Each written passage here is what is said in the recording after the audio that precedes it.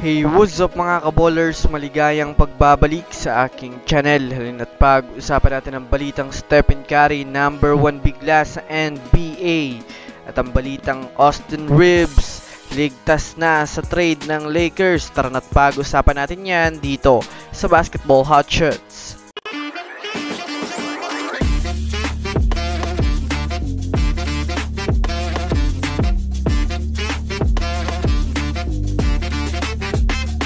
Una nga muna tayong dumako mga kaballers sa balita patungkol kay Austin Reeves ng Los Angeles Lakers.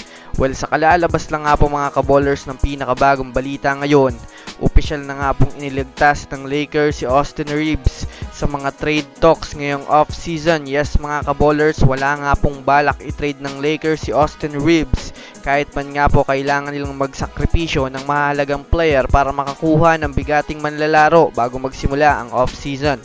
Alam naman nga po natin mga kaballers na isa ang Lakers ngayon sa mga team na handang magbitaw ng mga players dahil sa improvement na balak gawin ni Rob Pelinka at ni LeBron James sa kanilang lineup. Ngunit ibinalita nga nila mga kaballers na hindi nga po nila isasali sa trade itong si Austin Reeves at mananatili ito sa Lakers. Kung susumadayin natin mga kaballers, isa na nga po si Austin Reeves ngayon sa mga untouchable player ng Lakers na hindi makukuha ng ilang mga team sa NBA. Kaya masabi nga natin mga kaballers na wala na nga pong balak pang isali o madawit itong si Austin Reeves sa mga trade offer ng Lakers ngayong off-season.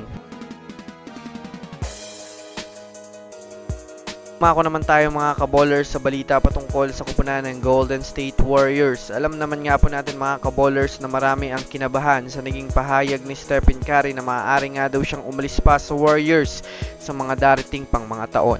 Kaya naman ngayon nga po mga kaballers ay ginawa na nga po ng Warriors ng paraan upang hindi umalis itong si Stephen Curry sa pag-offer sa kanya ng halos $63 million contract extension, na masasabi nating mas mataas pa nga itong mga kaballers kay Jason Tatum. Para nga po sa kaalaman ng lahat, si Jason Tatum nga po ngayon ay mayroong pinakamataas na sahod sa darating na season. Ngunit dahil nga po sa naging offer ng Warriors, kapag nga po mga kaballers umagree at pirmahan ni Stephen Curry ang kanyang contract extension, ay siya na nga po mga kaballers ang mayroong pinakamataas na kikitain sa buong NBA. Na kung susumadayan nga natin mga kaballers, talagang ayaw nga talaga ng Warriors na umalis itong si Stephen Curry, kaya gagawin nga nila ang lahat para manatili itong si Steph. So yun lamang mga kaballers, yan lang naman na pag-uusapan natin ngayon. Pindutin na ang subscribe and hit nyo na rin ang notification bell para sa mga susunod na updates sa mundo ng basketball. Again, this is Basketball Hotshots. Thanks for watching.